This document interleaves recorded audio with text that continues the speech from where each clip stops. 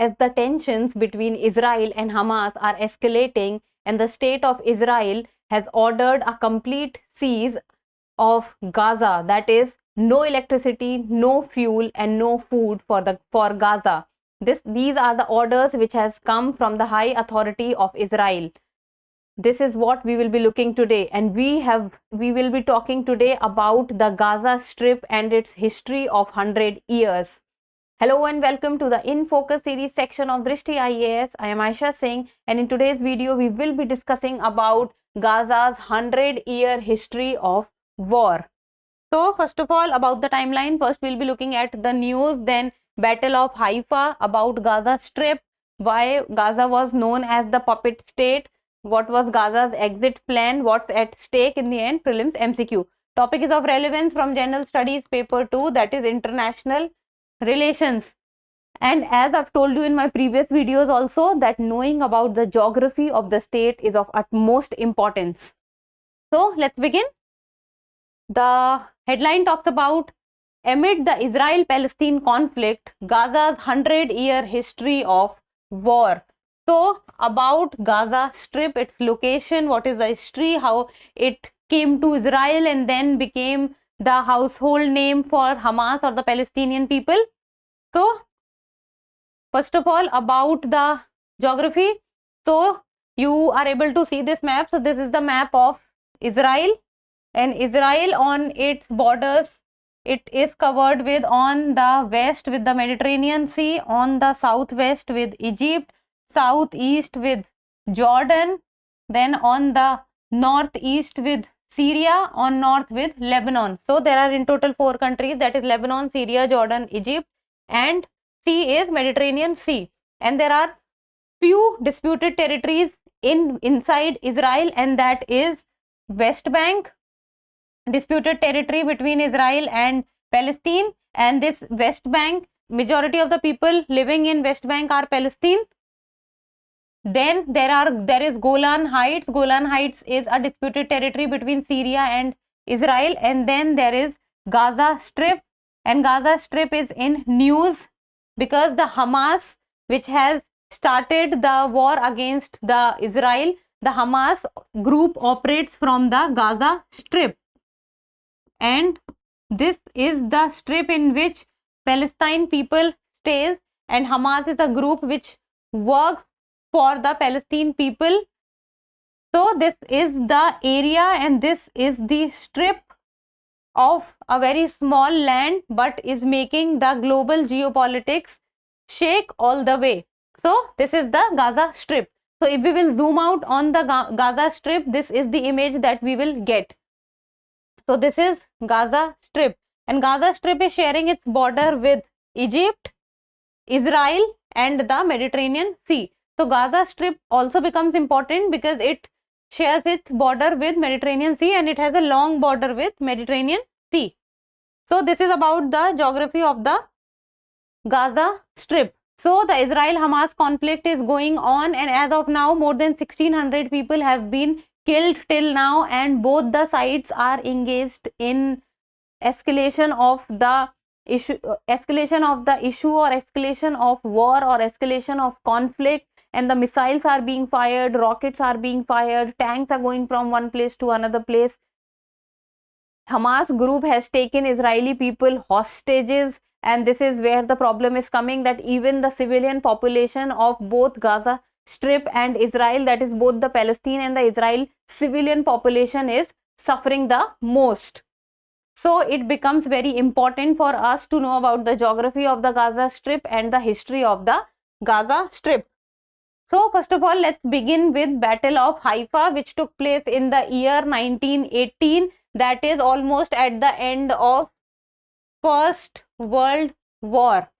So this is the battle after which you can say that India-Israel relations reached the new stronghold, and this was the battle in which the Indian soldiers showed their courage, showed their valor, and they came out flourishingly and they won the battle single-handedly. So if we talk about Haifa, Haifa is one of the largest cities of Israel, and this is the map of Israel, and the location of Haifa is in the North Israel. So this is the location of Haifa, and Haifa at the time of 1980 was very important, one of the most important cities of Israel, because it had ports, it had rail connects, it had huge network of roads. So there was port, there was roads, and there was railway, and they were all interconnected with each other. And this is what this infrastructurally good city became very important for Israel, and at that point of time Palestine, in the year 1918. So actually what happened in this was that in a part of series of battles which was fought between the Allied powers and the Axis powers during the World War, and there was, in the Allied powers, there was Britain and India at that point of time. When we say Britain, it means India at that point of time. And then on the other side, it was the Ottoman Empire. So Ottoman Empire, the mighty Ottoman Empire, was very strong and was a very strong power during the time of the First World War. And it was very important for the Allied powers, and especially Britain. It was becoming very important that they need to get over the Ottoman Empire, because of the vast area the Ottoman Empire consisting of. It had the area of Turkey, Saudi Arabia, also going in African region, also going to the south of Europe, and also the area of the Middle East. So the Ottoman Empire was huge in area. So it became all the more important for the Allied powers to get rid of Ottoman Empire. So what happened was, as the Ottoman Empire was very strong, and at the end of the First World War, when the British thought that we need to get over at any cost of the Ottoman Empire, because of the size of the Ottoman Empire, they thought that taking the south side of the Ottoman Empire can be easy as compared to running over the complete Ottoman Empire. And when they thought of getting the south side of the Ottoman Empire, then the place where they thought that where they planned that they will going to charge was the city of Haifa in present day Israel, and at that point of time Palestine. So the Haifa city was the city which the Allied powers, or you can say the Britain, they targeted, and this was the city, because of the port and the railway connect and the road connect, this was the city which was targeted by the British. And while they targeted the city of Haifa, the people who fought the battle on behalf of the British were the Indian soldiers, and this was fought by the cavalry regiments of the 3 Indian princely states, and those 3 Indian princely states were Jodhpur state, Hyderabad state, and the Mysore state. So it was the cavalry regiment. So when we say cavalry are the people who sit on horses. So people who were on horses at that point of time are cavalry, and they were the lancers. So the people who had a long stick in their hand, and the stick was of like this. In Hindi we also call it bhala. So they are the lancers. So these are the people who were selected for taking out this battle of Haifa. So these were the people of these 3 regiments who were selected for the battle of Haifa. So these are the people who won the battle of Haifa for Britain. So the 3 princely states were Jodhpur state, Hyderabad state, and the Mysore state. And these were the people, these were the cavalry regiments who showed true strength and courage, and they took down the Ottoman Empire, and they won the battle of Haifa for Britain. And to commemorate the great effort by the Indian soldiers, the Teen Murti Haifa Chowk has, earlier the name was Teen Murti Chowk, but few years back the name changed from Teen Murti Chowk to Teen Murti Haifa Chowk in the New Delhi. And this Teen Murti here comprises of the 3 regiments of soldiers who fought the battle, and they are Jodhpur state, Hyderabad state, and Mysore state. So this was the Battle of Haifa in short, if I tell you. Now let's talk about the third battle of Gaza. So the third battle of Gaza took place 10 months before the battle of Haifa, and this was fought to the south of Haifa. So I have just showed you the location of the city of Haifa was in the north Israel, and then we are talking about the battle of Gaza. So battle of Gaza lies around the central Israel. So fought south of Haifa, and this was in the year 1970. And in this also Indians fought alongside the empire forces against the mighty Ottoman Empire. So we fought on the name of Britain, and the Imperial Service Cavalry Brigade cut through Gaza, and the Indian soldiers also contributed in the third battle of Gaza, and it was the Imperial Service Cavalry Brigade which cut through Gaza and advanced up to the northeast end of the Gaza Strip.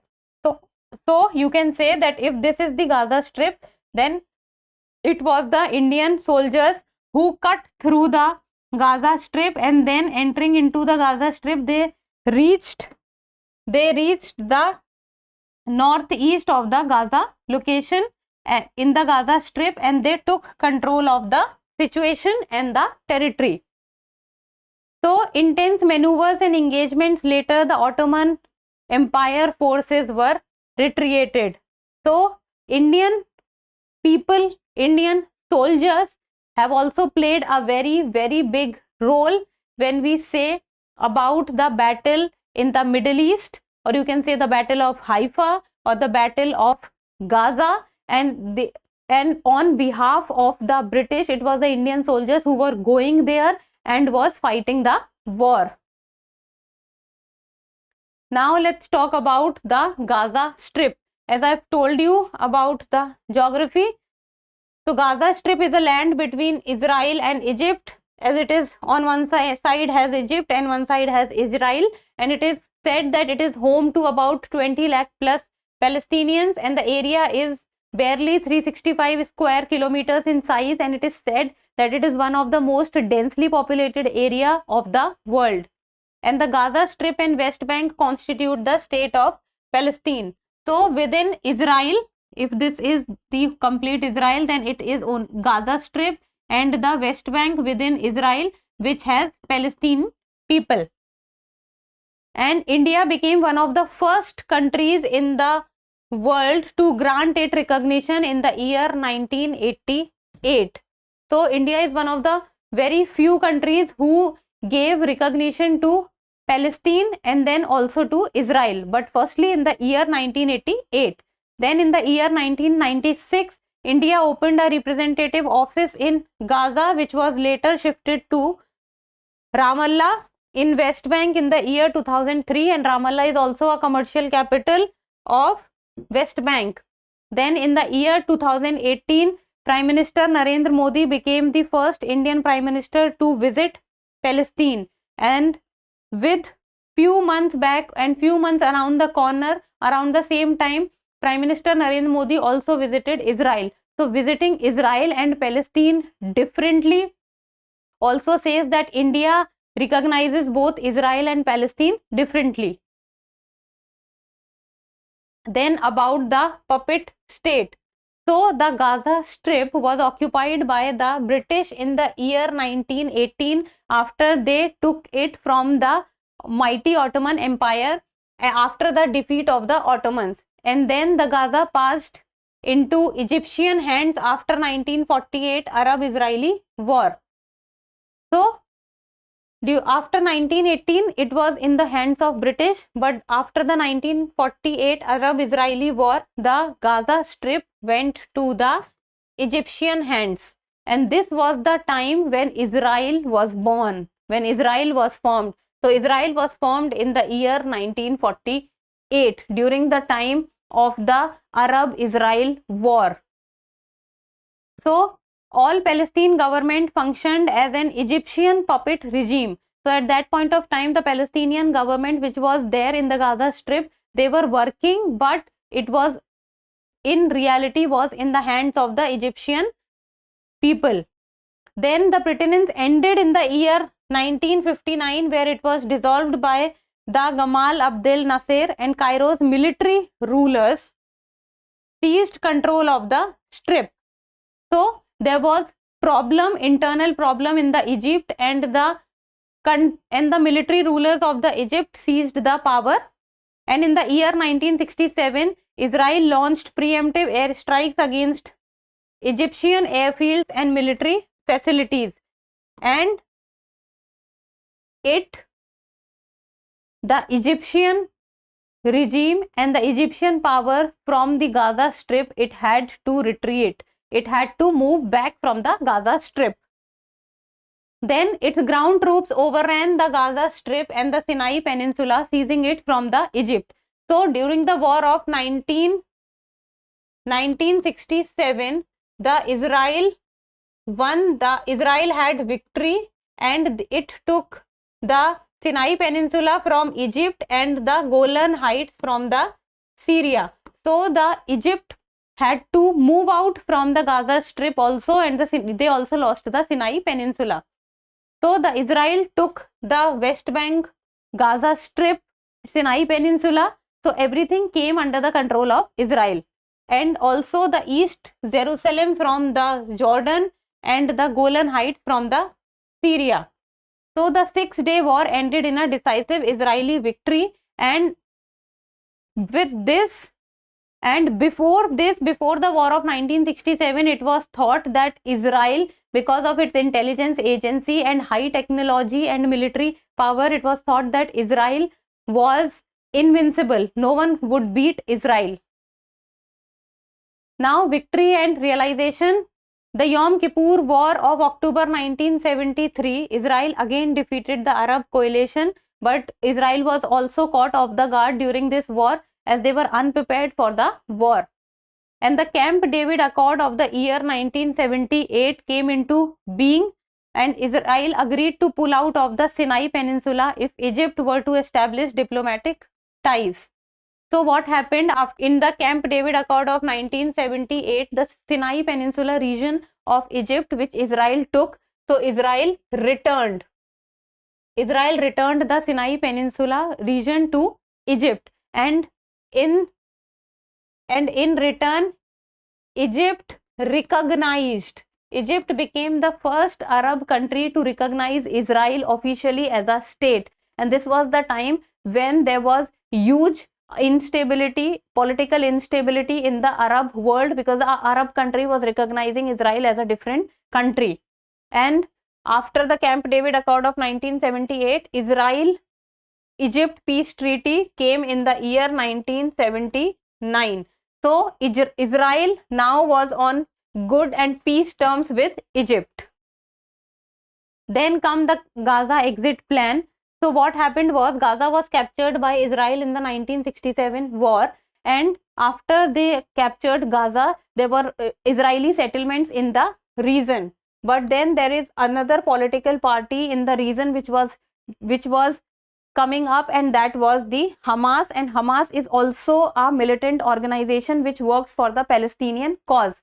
So Hamas, what they did was, they dismantled Israel settlements in the Gaza Strip, and they took over the Gaza Strip, control of the Gaza Strip.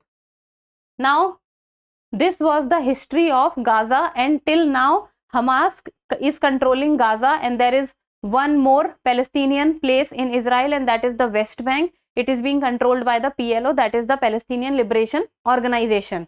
Now, what is at stake as of now is what is being called as the deal of the century, that is the Israel-Saudi Arabia deal. So this is at stake. And then Abraham Accords, which was mediated by the United States of America, and it talks about normalization agreement, which is signed by Israel on one hand with UAE, Bahrain, Morocco and Sudan in the year 2020. So after signing of the Abraham Accord, Israel is at peace terms and is normalization terms with all these Arab countries of US, UAE, Bahrain, Morocco and Sudan.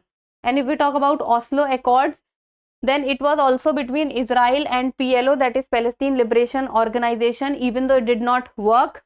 That it established a peace process for the Israel-Palestinian conflict through a mutually negotiated two-state solution. Even though the Oslo Accords were not of much significance, but these are the things which were at stake.